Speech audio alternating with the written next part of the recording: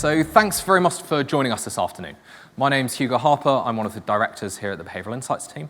And today we're going to be talking about how can we incentivize healthy behaviours. So at the Behavioural Insights team, we're interested in changing behaviour, and a whole lot of behaviour is habitual, the things that we do day to day. But a lot of this stuff might not be the most healthy for us. So how do we improve people's health behaviour? Well, we know already that information alone isn't enough. We know there's very good research on that. And one approach is to change people's environments to make healthy behaviours easier. But another tact is to pay people. Can we just pay them to do it? Or indeed, can we subsidize behaviours that are associated with health? So today we're going to hear from 4 researchers and practitioners about how they've used incentives to change or perhaps sometimes not change behaviour, and we'll talk about what works in that aspect. So in terms of the format for the session, each speaker is going to give about a 10-minute presentation about some of their research, and then we'll have a couple of questions about what the future of this research looks like. So with that, please kind of welcome Mitesh Patel to the stage. So Mitesh is the director of the Penn Medicine Nudge Unit. He's also assistant professor at the University of Pennsylvania and a practicing physician. Mitesh.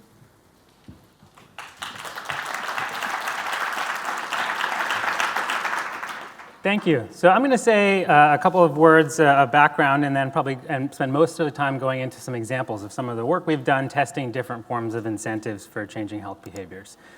Most incentives are developed within premiums or health insurance programs or workplace wellness programs. And actually, these are used pretty widely. More than 85% of large employers around the world already use financial incentives for health promotion. The challenge is because they're baked within these premium incentives, meaning that if you obtain or change a behavior, then you get a premium reduction as opposed to cash or a check in the mail, that the way they're delivered actually is affected by how they went through that. And so we developed, we wanted to test this out. So we did a randomized trial to compare whether or not premium-based financial incentives would be effective for weight loss. And we actually found that it did not. And this was actually the headline of the study. And what we did is we compared giving people $550 to lose 5% of their weight over a year. And normally how premiums work, you get that reduction at the end of the year. But we actually compared it to getting it immediately. So as soon as you lost weight, you got it. And none of those worked. And actually we found, this is a graph depicting how often people in each arm weighed in. So we actually put workplace weight scales in the workplace. And so people could weigh in their cafeteria or around the corner from their office. And as you can see, the control arm and the 2 incentive arms are essentially the same, meaning people by about 4 or 5 weeks basically stopped weighing in. We did have one arm where you had a lottery, where every day you had a 1 in 5 chance of winning $5 and a 1 in 100 chance of winning $50. And you can see that that managed to last a little bit longer and generated some weight loss, but not significantly different than control. So we used this to generate some insights and then have launched more than 10 different RCTs, and I'll show you just a couple of them, trying to leverage these insights to change behavior. So the things we learned, this is an op-ed we wrote in the New York Times a few years ago, were a couple things. The first is that we needed to improve the salience. When these things are embedded within premiums, they're essentially hidden in your paychecks, meaning you don't really realize that they're even there because they're often deposited directly into your bank. And so if you don't realize that you're getting an incentive, it's not going to be very motivating. The second is they need to be more immediate. If these things happen at the end of the year, it's really hard to change behaviors when you've got a cookie or a piece of cake in front of you and you're thinking about this incentive that you won't see a year down the line. So offer them more immediately. The second is to reward progress towards a goal. Most incentives are designed as all or none, meaning that if you go to the gym 100 times or you lose 5% of your weight, then you get the reward. But what about that person that goes to the gym 75 times or 98 times? They don't get any reward if you lose 4% of your body weight. And so thinking about how do we reward progress to a goal to help support that person. And the last insight was to generally just leverage behavioral insights more effectively. And so rewards are often based as conditional payments. You do something and then you get paid. You get paid afterwards. So how do we flip that on its head? So here are a few examples. So the first RCT was testing different ways to frame financial incentives. We took 280 people that were overweight or obese and asked them to track their step counts using smartphones and strive for a goal of about 7,000 steps per day, the minimum amount that the American College of Sports Medicine had said you need to do to get some of the benefits that we know can come from physical activity. We randomized people to a control arm where they got a text message every day, congrats, you met your 7,000 step goal, or sorry, you didn't. or one of 3 incentive arms, each with the exact amount of money, but a different way that was framed. So the standard gain incentive was every day you walk 7,000 steps, you got $1.40. Over the course of a month, this was $42. Over the course of 3 months, which is how long this trial ran, that was more than 120 US dollars. But it's a conditional payment. You meet your goal and then you get paid. So in the next arm, we used a lottery, similar to the one we used before, but where you would get told if you won and didn't meet your goal. So a 1 in 5 chance of $5, 1 in 100 chance of $50. Mathematically, this comes out to $1.40 a day. And the way this works is you pick a lotto number, and every day a lotto number is drawn, whether or not you walked or you didn't. And the last arm was a loss framed incentive, where we put the money up front. We told you $42 exists in your account, and every day you don't meet your goal, we take $1.40 away. Now, in all 3 of these arms, the amount is the exact same. In fact, we paid them by check at the end of the month. So nothing's different except for the very beginning when we framed the incentive a different way. From an accounting perspective, it shouldn't matter which one of these arms you're in. If you get your step goal 10 times, you're going to get $14 regardless of which arm. But as we all know from a psychological perspective, it has a huge difference, because as much as people like to get $1.40 per day, they hate to lose $1.40 per day. So this is what happened. The control arm achieved their goal 30% of the time, the standard game arm 34% of the time, but not statistically different than paying them nothing. The lottery arm, a little bit higher, but no, we didn't have enough power to show statistical difference. And the loss incentive was the most significant. So they achieved their goal 45% of the time. Now keep in mind, again, we paid them the same amount, and they all got checks at the end of the month. So nothing was different except how we framed it. But you can see that there's a 50% relative increase in how often these people achieve their goals just by changing the framing.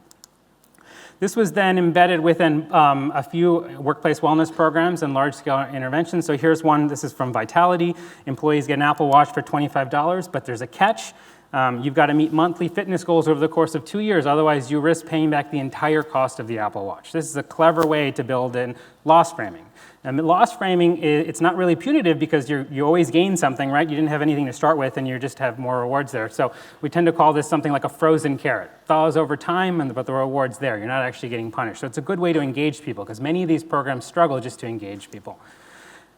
We then wanted to test this in a high-risk population. So we took patients that had a heart attack or other ischemic event from 4 hospitals, and we followed them for 6 months. This is a 24-week trial. Everything was done online. We never saw these patients. We mailed them a device here, the Misfit Shine. This one displayed progress to goal instead of your steps. The battery lasted longer than the trial, so you should never have to take this off. In fact, it's waterproof.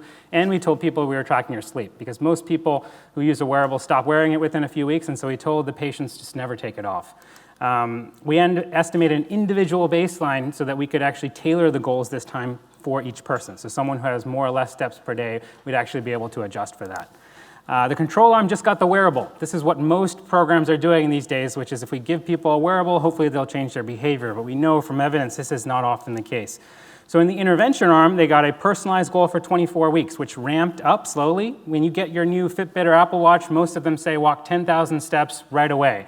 But the average step count per day for most people is closer to 5,000. That's really hard to double your step count, especially if you had a heart attack. So we actually ramped people up slowly, and then we asked them to continue that. And then there were incentives. Based off of the previous trial, we used a $2 a day loss framed incentives, but we did it at the weekly level, so $14 a week. This gave people every week what is called a fresh start that Katy and colleagues have done some research on, showing that people tend to be more motivated for aspirational behaviors around temporal landmarks, like the beginning of the week. And so every week you get a new $14. If you had a bad week, you get to fresh start and get to start over. So this is what happened in the control arm. You see that the first couple of weeks, there's about a 500 step increase. The y-axis is the number of steps that you've increased per day. X-axis is time. And you can see, but over time, by about week 21, you actually go below baseline. So this is keep in mind what most programs are doing, just giving people wearables. Now, what happens when you bake in a lost frame incentive with personalized goals? Much different. During the ramp-up phase, people go up to about 2,000 steps per day. This drops to about 1,250 or more during the intervention. And in the last 8 weeks, we actually stopped the incentives. And you can see while it's declining, the pattern of decline is similar as that in the control arm. Over the course of 6 months, patients who had a heart attack who were in the intervention arm walked 100 miles more than patients in the control arm, and at the cost of $104 per day. So the last example, how can we bake in social incentives with financial incentives to give us an even bigger boost? Many apps and interventions use social comparisons, which is great if you're Laura B, who's in first place, but really bad if you're you in the pink because you've got a far way to go. These can actually be discouraging to most people who are more sedentary to start with. So we compared similar population as the previous study, overweight and obese employees.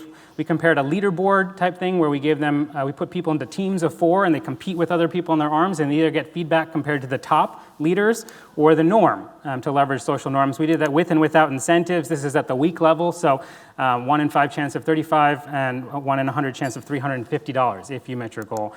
And we found the most significant was the norm feedback with incentives. So combining this social norms idea with incentives led to a 67% relative increase in meeting goals. So in summary, many programs already use financial incentives for health promotion, but they could be designed much better if they use behavioral insights. Loss frame financial incentives can lead to sustained increases in physical activity even after you take the incentive away, as shown by the examples here today. And incentives can be combined with other social interventions or even gamification to improve their effectiveness for long-term sustainability. Thank you.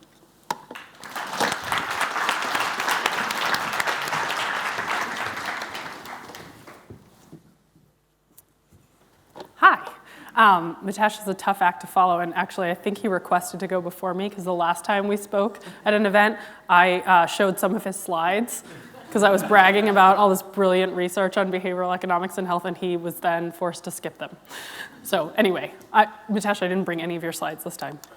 Okay, I'm going to actually talk, instead of telling you about many glorious trials like Mitesh, I'm going to tell you about just one. And it is a trial that involved incentives, so it sticks with the theme. But I'm going to talk about the idea behind it, which is what I'm most excited about. And incentives are often a really great way to tease apart different hypotheses about human nature. So the beginning of this talk hopefully will transport across the from the US to the UK. I don't know, how many of you are familiar with 30 Rock? Is that like a show people watch here? Phew, okay, good. So this is my favorite TV show of all time. It is an NBC, a former NBC show about a 30-something executive named Liz Lemon who works too much and exercises too little, is generally a disaster with self-control. It's very funny, highly recommended.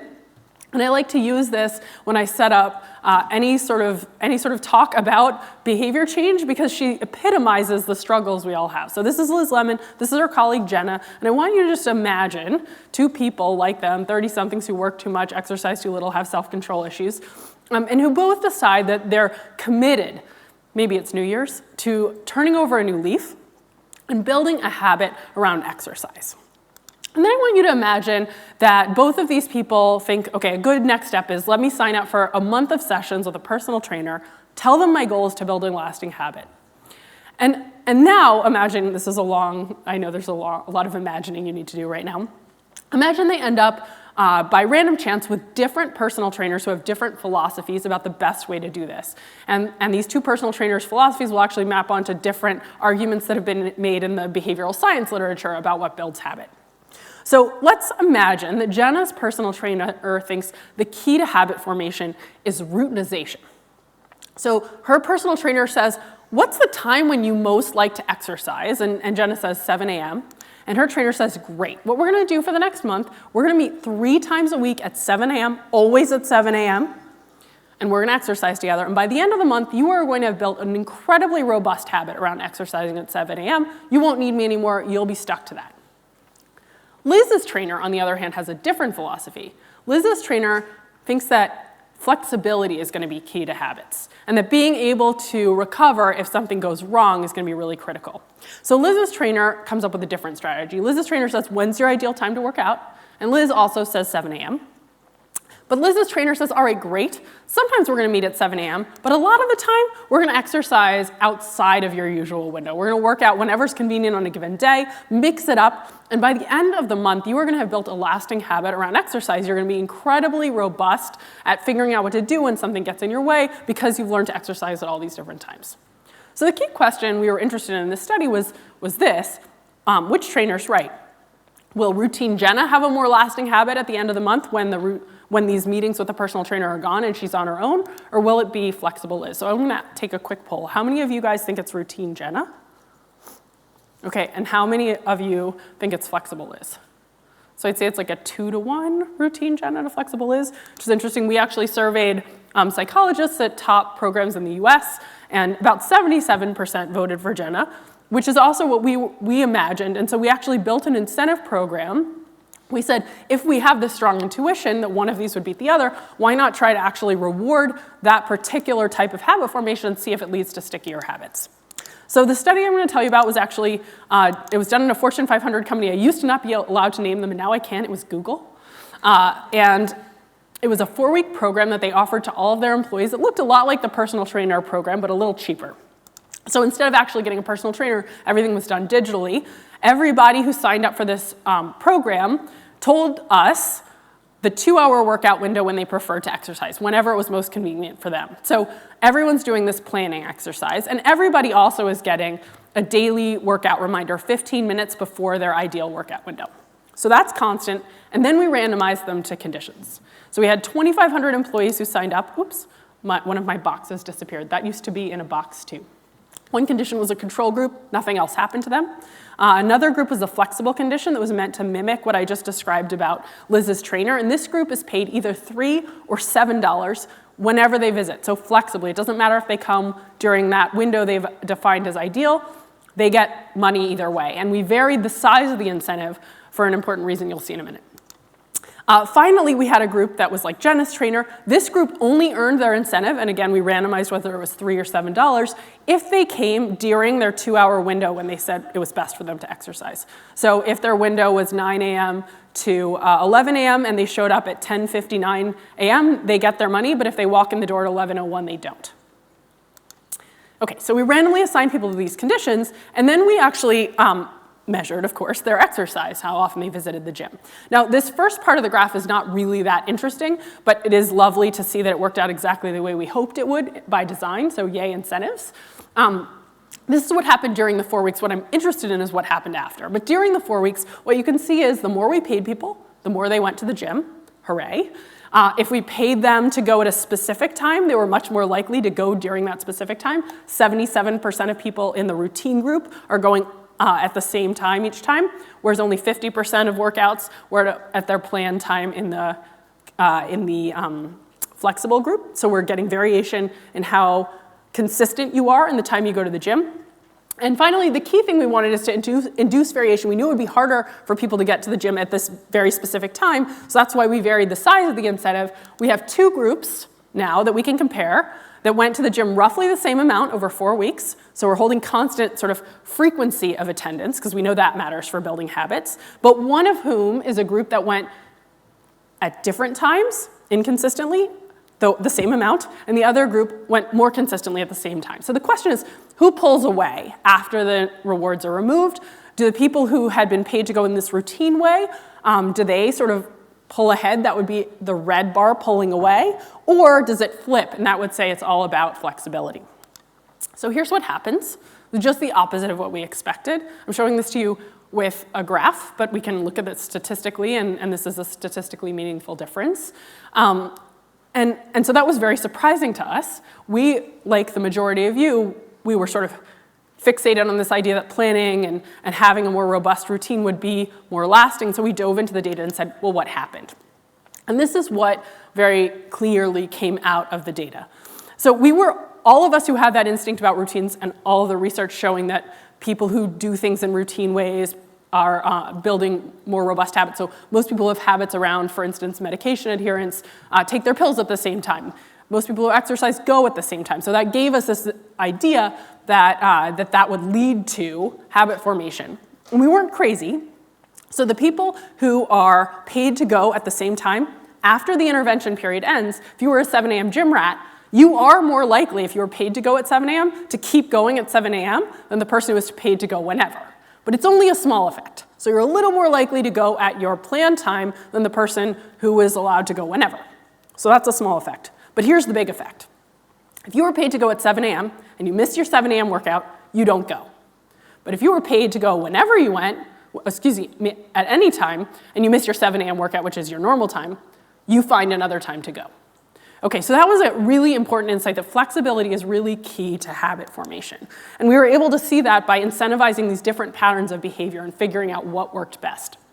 One more graph I wanted to show you is just comparing everyone who got an incentive at all to go to the gym with everyone in our control group. What you can see here is a nice replication, but with a much larger sample size and much longer follow-up period of some important work that had been done before by Charnas and Gnesi, showing if we reward exercise, it actually crowds in more exercise after the end of the reward period. So that's a significant difference between control and treatment, people who were paid and people who weren't paid. They were paid just for 4 weeks, then we followed them for 40 weeks afterwards, and you can still see, though it's smaller, a distinction between the groups. And if you're wondering when do those bars come back together, it's July 4th, Thanksgiving, and Christmas. Though we don't know if they always bounce back apart afterwards because we stopped collecting data at the end of the year. But interestingly, they do bounce back after the other holidays. Okay, in my remaining 1 minute, I think I have 1 minute left, I just wanted to mention that this work sort of inspired myself and Angela Duckworth, who's one of my colleagues at Penn, to start a big team trying to advance the science of enduring behavior change by trying to demystify hypotheses like the one I just showed you at a faster rate with a large group of scientists. And what we now do is large randomized controlled trials, we call them mega trials, where we pool lots of different ideas and test them all at once about what creates enduring changes in behavior. And last year we ran a mega trial with 53 different experimental conditions and 63,000 people with 24-hour fitness gyms, which is the largest privately owned gym chain in the US, 4 million members. And we used a lot of incentives and different tools to test all sorts of ideas, and there were lots of surprises. We'll be publishing results of that in the next year. So I will leave with that. If you're interested, follow us, the Behavior Change for Good initiative. I think I'm on time.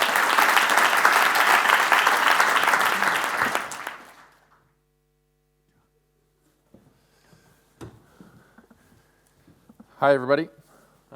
What a pleasure it is to be here and to be following in the footsteps of these two esteemed researchers. So I'm from the other London. Anybody know where it is? Ontario. That's right, so it's a lot less exciting than this London, that's for sure. But my life has been more exciting of late with the arrival of our fourth child. So it's a miracle that I'm here and that I haven't fallen asleep yet. So I'm going to talk to you today about Carrot Rewards. It's an incentive-based app that I helped develop and deliver over the course of the last 4 years. So the Carrot Rewards app was developed in partnership with the Government of Canada to reward Canadians to engage in healthy behaviors like walking, healthy eating, smoking cessation, getting the flu shot, all kinds of different things. It won in 2017, won Canadian App of the Year, which is pretty exciting for us. And earlier this year, won the Edge of Government Innovation Award at the World Government Summit in Dubai, which is also really exciting. However, despite these accolades, unfortunately, and this is where my eyes start to sweat a little bit, unfortunately, single tear sort of thing, the app was discontinued 2.5 months ago because of a lack of funding. But there's still lots to be learned, for sure, and so I'm going to try to shed some light on this amazing experience in the next 5 minutes. So just to start off, so the app obviously was called Carrot Rewards, and the intervention component that was most important was the incentive, for sure. But there were many other things happening, and I like to use the analogy of the orchestra. There are many other behavior change instruments or techniques at play. For example, information on consequences of doing the behavior or not, biofeedback, goal setting, those sorts of things. So I like to think about incentive interventions as a recipe of behavior change techniques with the incentive as sort of like the cherry on top. So this is the Carrot Rewards Steps Walking program. So like I mentioned, we rewarded all kinds of different behaviors, but what seemed to drive downloads, and we had over 1 million before we imploded. So we had about 1 million, but the main reason why the app that people downloaded the app was to use the steps walking feature. And if you take a look at the top half of the screenshot there, you can see individuals' progress towards their personalized daily step goal, and feedback in the form of that progress wheel there, and an individualized goal that changed over time. So not only were we able to adapt the goal, but we reset it every 30 days. So in the case of a cold Canadian winter, for example, you weren't being asked to do something that you could do in the summer, but was a lot harder to do in the winter.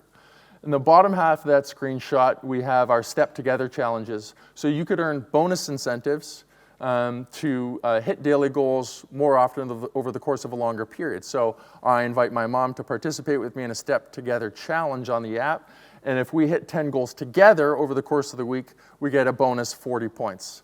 And I should mention that the rewards were offered in the form of loyalty points, so much like Nectar here. So you make a bunch of purchases and then you earn points, and you can redeem those points for consumer goods like movies, gas, groceries, that sort of thing. And so you could earn 40 points, which is roughly equivalent to 40 cents if you complete the Step Together challenge, or just 2 or 3 points over the course, or 2 or 3 points per day if you hit your daily step count goal. So a reward size magnitude that's about 50 times lower than what you typically see in an RCT environment. So there's a few different behavioral economics concepts at play here. I guess the most important one would be the present bias, which you're all familiar with. Because of the digital technologies we have available to us today, we were able to offer the incentives immediately upon daily step goal achievement. So we were able to drive the cost of the reward way down because we could offer it right away, down to pennies a day. So behavioral economics wasn't the only theory we referred to when developing this intervention. We also thought a lot about self-determination theory.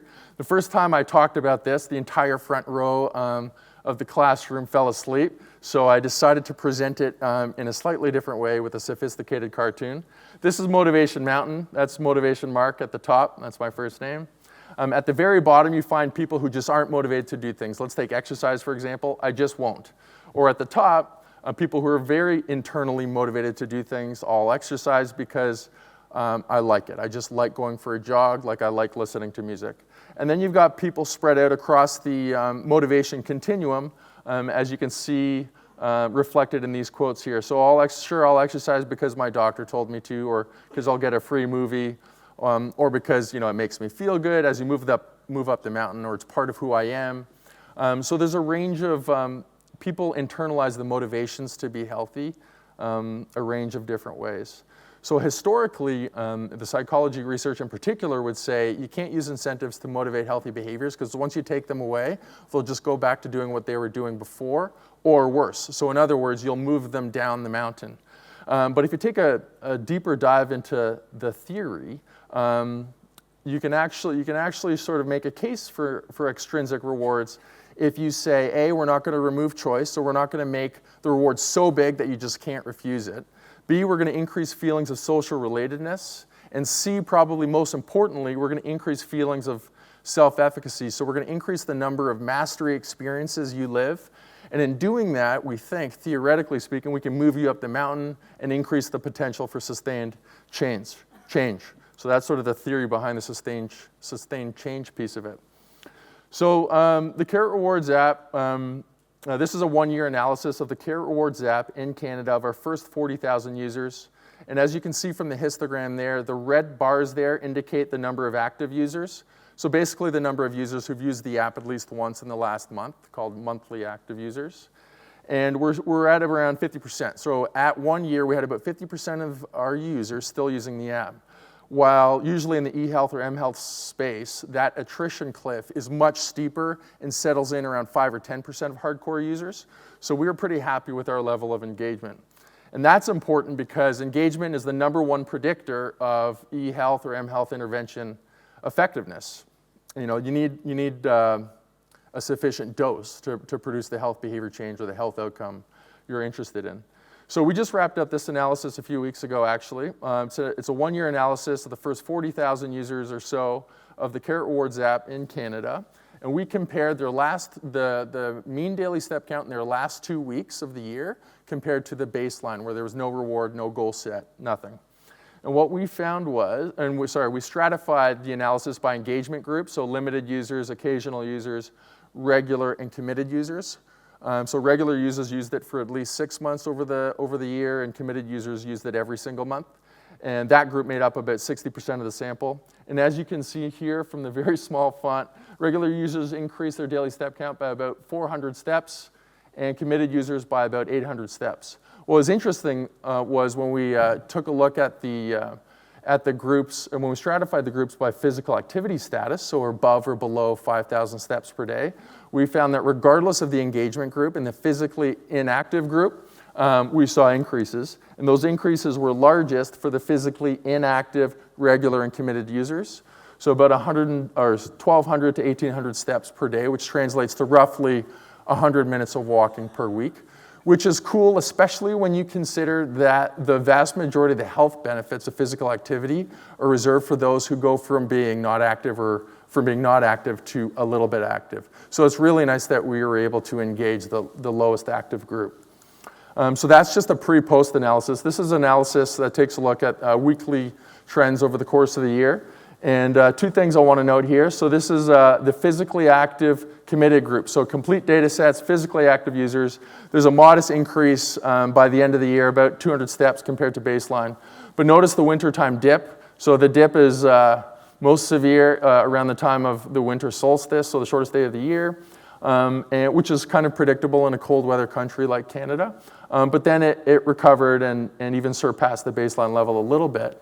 But when we take a look at the physically inactive group, which will fade in here, notice how the apps seem to protect a little bit against that proverbial wintertime dip, which is really exciting. And then it continued to increase in the springtime towards the end of the year. So that was a really positive finding. And consistent with the results of a meta-analysis of some RCTs, half of which were conducted by Mitesh, actually, where we found that when we pool all these data together, incentives do drive physical activity in the short and long term.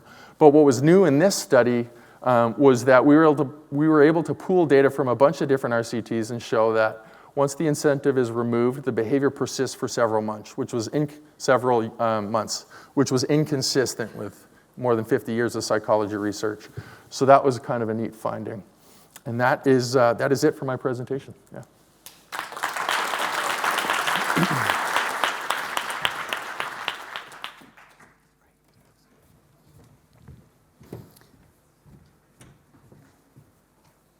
Great. Hello. Well, firstly, what brilliant presentations. But I'm so glad that Hugo introduced that some of us will be practitioners, because I've been sitting here thinking, what do you call imposter syndrome when it's actually true?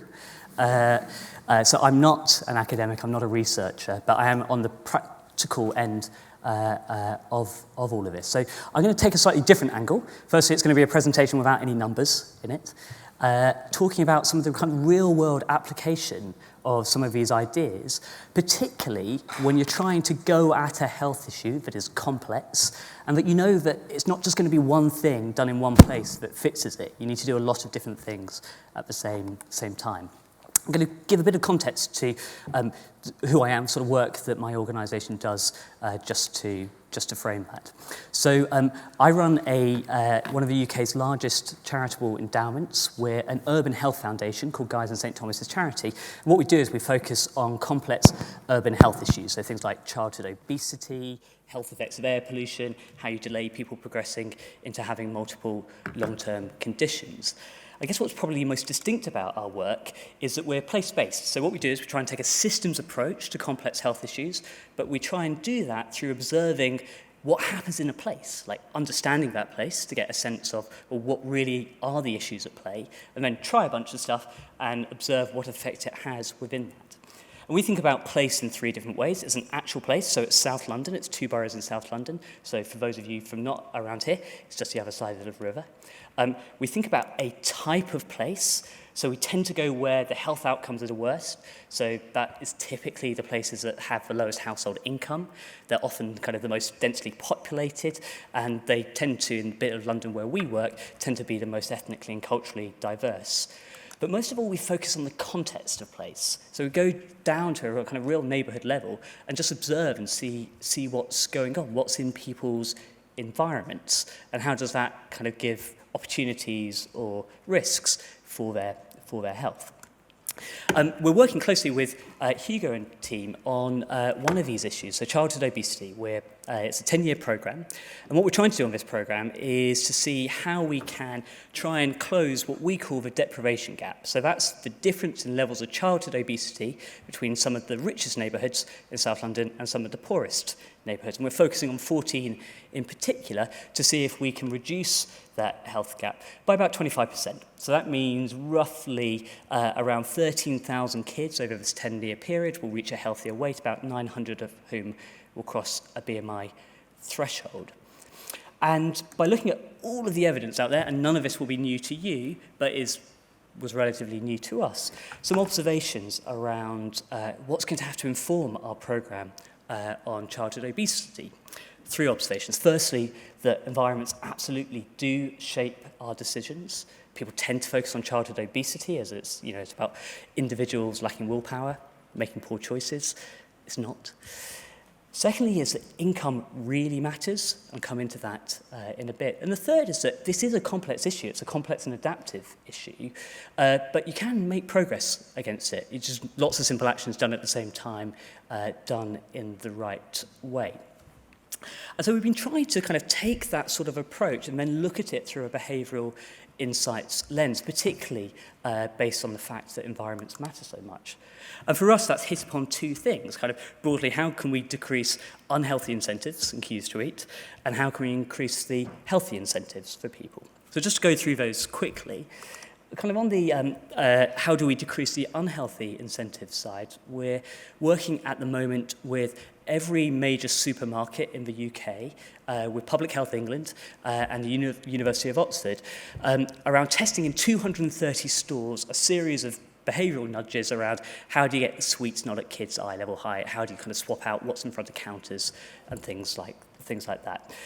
We've just started it, so we'll see how it performs over time. But broadly, what we're going to be looking at are till receipts and see have people on average bought a healthier basket, and perhaps crucially, what was the impact on store profitability? So can we show that this is affordable for supermarkets or not?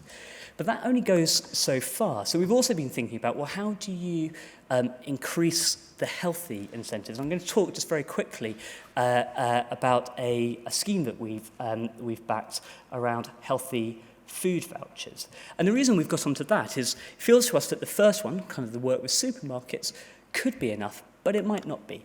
So we just know that unhealthy food is cheaper. And what we're engaging with is mostly families on very, very low levels of income who don't have lots of money to spend on food that is tasty and accessible. So then, therefore, that kind of takes us into what you might call an incentive scheme. I'm not sure if it is an incentive scheme or not. You might be able to tell me. It's a healthy food voucher scheme that is given to low-income families, broadly for families with young kids, to take food vouchers to the local food market and exchange it for healthy fruit and veg. Again, we're quite early on in this programme, so we don't know how it's going to perform. The early indications look quite interesting. But the thing I wanted to kind of share with you, just as kind of like a real-world thought of what happens if you're trying to layer these things up, that we started to observe that there are 3 different types of ways in which the families we're engaging with are using these food vouchers. So firstly, there are what you might call the savers, so people who are broadly taking the food vouchers and using them to kind of exchange for fresh fruit and veg of money that they might otherwise have spent themselves, so kind of pocketing it, as it were. There are boosters, and I'll come back to them, and then there are converters. So converters are essentially using the food vouchers as an opportunity to convert themselves to cooking many more healthy meals entirely from scratch. The boosters are interesting because actually we found that there are kind of 2 types of boosters. There are those who are using the vouchers to buy fruit and veg, which they're having in addition to unhealthy snacks, which wasn't really what we were hoping for. And then there are those who are using them to replace unhealthy food and snacks. And that leads us to a very practical question around, well, if we could try and direct this effort, who should we be trying to direct it to? If we're really going for kind of the most likely calorific reduction, it's probably about seeing how many replacement boosters can we get from this scheme. But we know the importance of, for families, of healthy food, meal times together, of all the sorts of positive pro-family behaviours that come from that. So, in fact, should we be addressing ourselves towards the converters? And these are the active sorts of discussions that we have around the health incentive schemes. So I was just going to finish, if I may, with just kind of 3 provocations that, and I don't have firm thoughts on any of these questions, but they are the sorts of things that we're thinking through, which is, are individual incentives enough? Or frankly, is this worthy, but is it kind of just obscuring the big picture? So the big picture here would be that, food companies are producing food that's really, really bad for you, that's really, really cheap. We should just be focusing on all of our energies on trying to change that. Secondly, money clearly matters, but is that what we've realized? That it's just like money matters, that really what we're talking about here are lower income households, and having access to more money will help them be healthier. So is it really about the health incentive schemes? Should that be where the energy is addressed? And the third, which will be very familiar to you, but to practitioners is the tricky one, is not only how do you incentivize the good stuff, but how do you disincentivize some of the bad stuff as well that can come from these incentive schemes. So I thought I'd finish there, but kind of 3 provocations of actually as we're trying to apply this sort of brilliant research in practice, what we come up against. Thank you.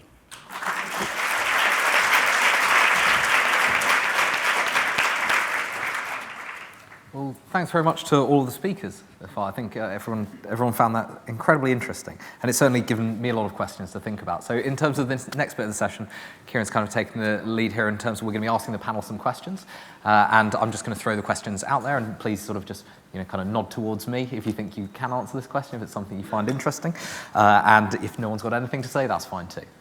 Okay, so I think we've heard a lot about some of the effective things that make an incentives program.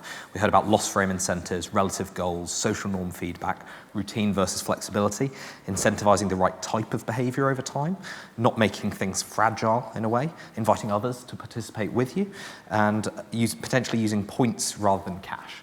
Are there any other things that you didn't get the chance to talk about today that you think are crucial to an effective incentive program, be those monetary incentives or otherwise? I can double click on one thing that Mitesh brought up, but with a study that focused on it specifically as an example. So Mitesh mentioned how important it is that people notice their incentives change, and that often insurers, for instance, will slip in an incentive somewhere deep in a contract and people will not notice it. And yet, the hope was that by changing this, it would change behavior. We ran a study where people who were getting daily information points and that were convertible for cash, it wasn't with Carrot, but it was a similar organization in the US, they were getting rewards for their steps. And without an announcement, they changed the way these rewards were accumulated. They actually started giving people a bunch of bonus rewards, and they figured, people are logging into the site, they're getting weekly emails about how much they're accumulating, this would matter, but they did it in a randomized controlled trial. Some people got a notice about the bonus and some didn't.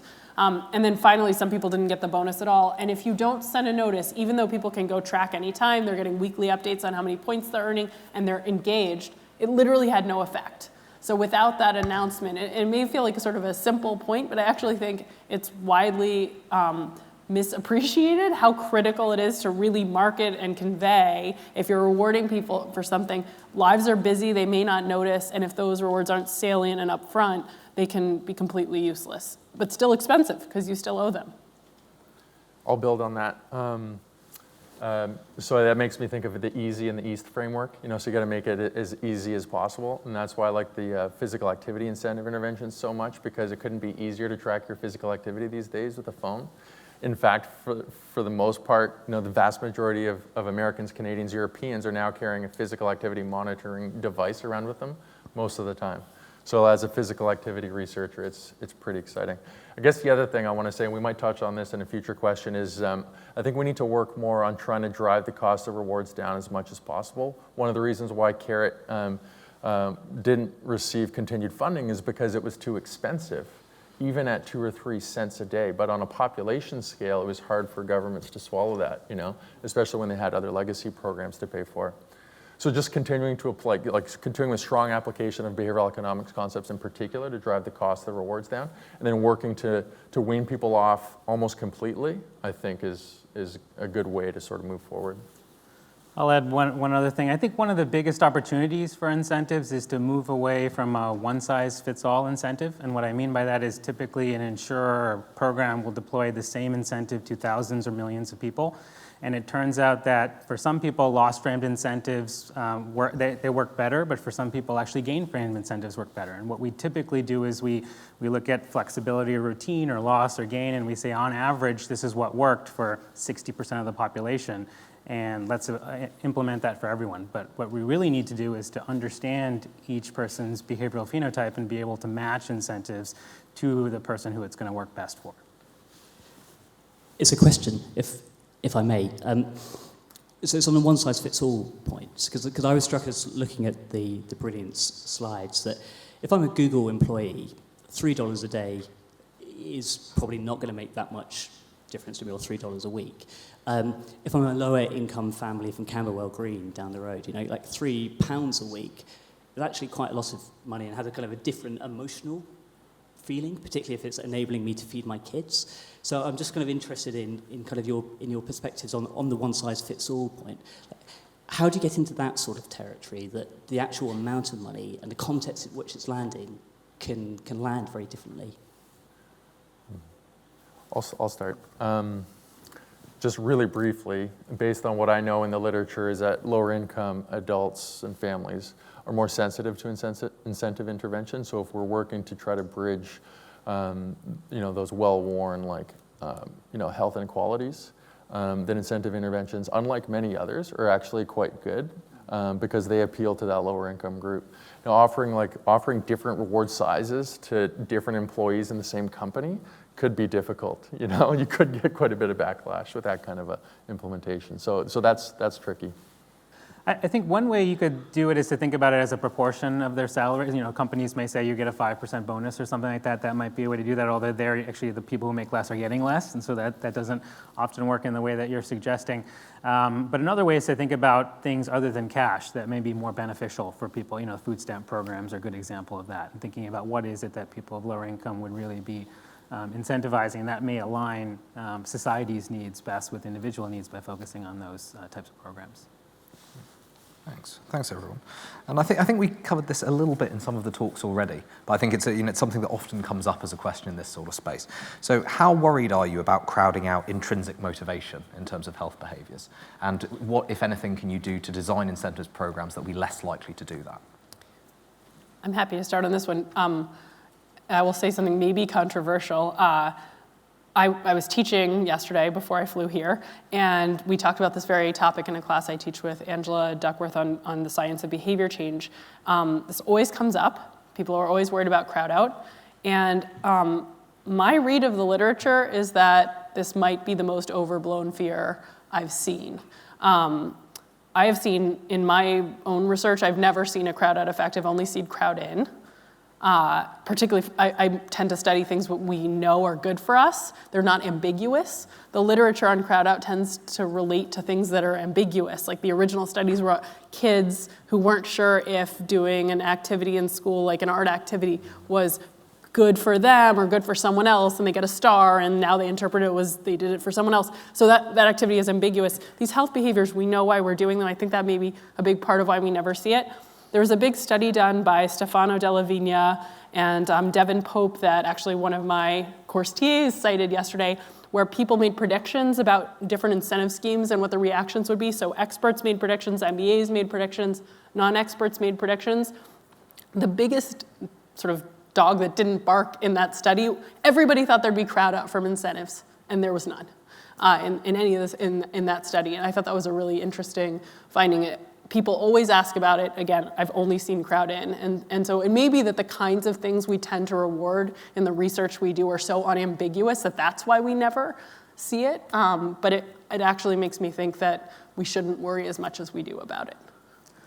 Yeah, I would agree. I think in all of our studies, we typically see at worst that the incentive arm goes back to doing what control does. That's what we mostly see. If you saw crowd out, you'd expect it to do worse than control does, and we hardly ever see that. And so I think the bigger question or a way to amplify that is to think about how do we prevent the incentive wane off from happening after you take that away. And typically, we've started to do three main things. The first is to embed incentives within the infrastructure of someone's lives as opposed to something new. It's a part of our program that already exists. The second is to actually ask people to design their program. So instead of saying you should walk 2,000 steps more a day, give them a goal between 1,000 and 3,000 and let them pick what they want to do. We actually have a trial going on where we randomize people to get assigned to goals or choose a goal. And we think that if people choose their own goals or sign pre-commitment contracts, that they'll have more skin in the game because of that.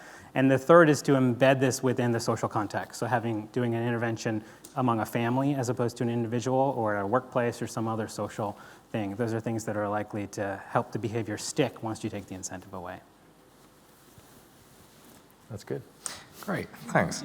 And just to maybe push on this a little more, so we've spoken about the people in a study, and they've potentially volunteered for this, but do you have any concerns about a population level? If the government implemented something to say, now you get this amount of money, and if the incentive was relative to your previous performance, then do you think that poses potential issues, or are you sort of still comfortable in the area?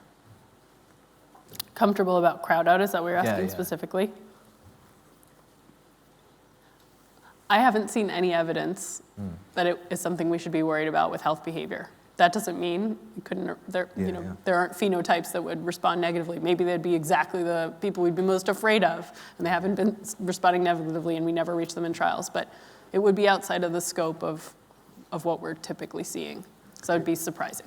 I think from our data set, you could potentially suggest that a little bit of crowd out happened in our physically active group. So if it was sort of a blunt way of labeling people as active or inactive above or below 5,000 steps. But most engagement groups in our physically active cohort, we didn't see increases a year later. We saw decreases.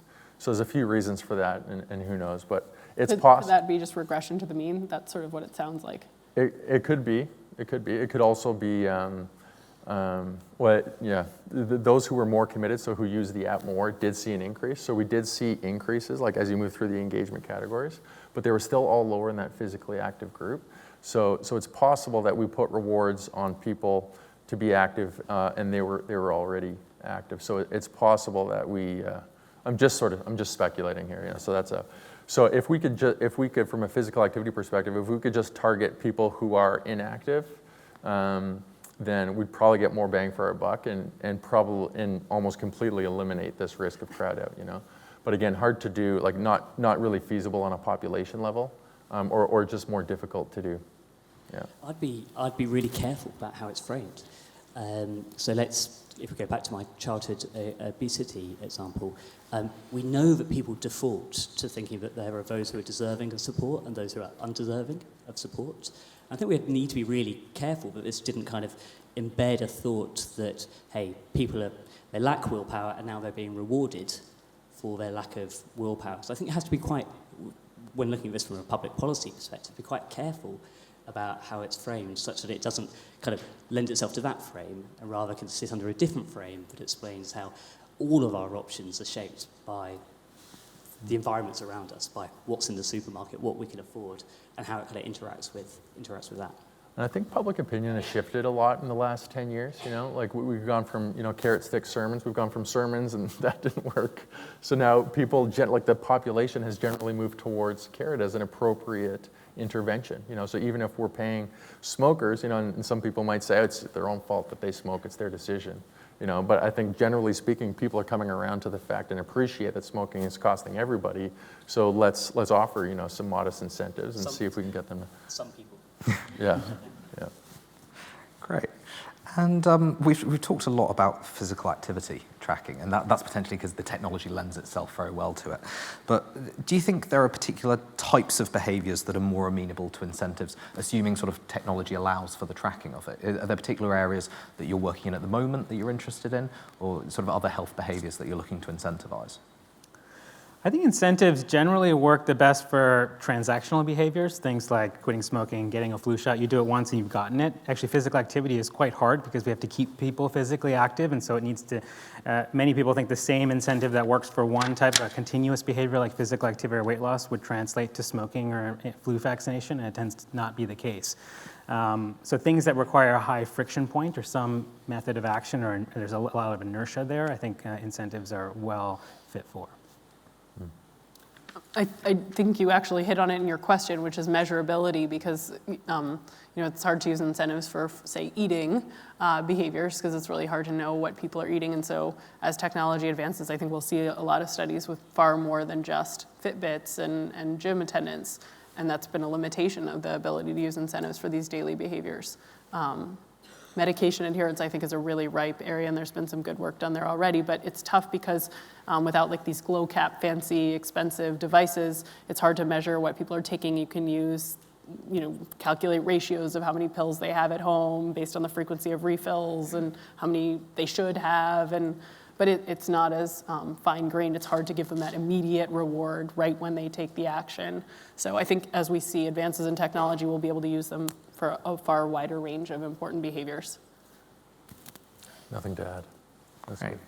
And so just as a last question, as sort of thinking to the future, are there any sort of dream trials you have? Is there any sort of dream thing you would love to test if only you'd have the opportunity, or theories that you think are sort of just theories at the moment, but your gut feeling is that you think it would work? I'd love to relive the last couple of years and wean people to remove incentives sooner than we did. I think what scared a lot of the provincial ministries in Canada was that we were offering rewards daily indefinitely.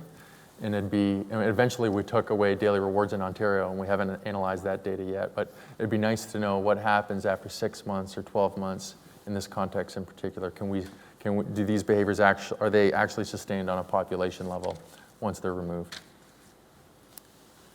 I'm someone who teaches about all the ways that humans are biased, and that's like my field. I grew up in behavioral science. We're all biased. That's Kahneman, Tversky taught us that. So it's embarrassing to admit that this was a revelation for me. But one of the things I learned in doing this mega trial we ran in the last year, where we tested 20 different hypotheses at once, 53-arm study, was how bad we are at generating hypotheses. I guess I'd convinced myself from all my successful studies, I forgot about all my failed ones, that we were pretty good at this. And what that actually led me to appreciate is how important it is to run very large trials with very many ideas. We're calling them mega studies because we are so bad at knowing in advance actually what will work best. And so, the bigger our studies, the more ideas we throw at the wall, the faster we can advance science rather than just relying on intuition to guess what's the next big thing. The study I presented today also countered what we believed we knew. So I really think actually mega trials, doing a lot of science at the same time on the same population in parallel, apples to apples comparisons, what works best, most cost effectively. I think that's the most exciting thing, and that's what I'm trying to devote my time to as much as possible. I'd say the one area that we're most excited about is behavioral phenotyping. In many of our trials, we've had participants fill out personality tests, tell us what surveys on what their grit score is, who's in their social network, how strong do they lean on it, what are their risk preferences. And this idea, I think what takes us from here to the next level for incentives is not just the incremental optimizing the design, but thinking about how do we figure out how to create 100 different incentives that will work for the 100 people in this room the best, as opposed to offering everybody here the same incentive. And I think that's what really will move the needle for incentives in the future. And before you close after that, I just want to pile on and say, doing these mega studies allows for far better phenotyping too. So actually that's one of the biggest benefits of mega trials is then if there are different things that work for different people, you have a wide range of things you're testing, and you can do that matching much more effectively.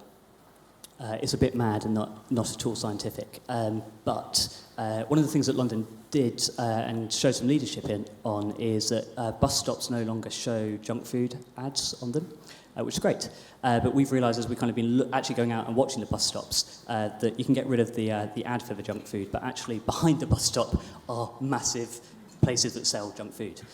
So it's not advertising, but you just got a storefront advertising the same thing. And in fact, we've realised that the big junk food stores are right next to where kids kind of congregate on the bus routes home. So if we could somehow incentivize those kids to get on at a different bus stop or get off at a different bus stop, that could be quite interesting. Fantastic. Thanks so much. Thanks, everyone.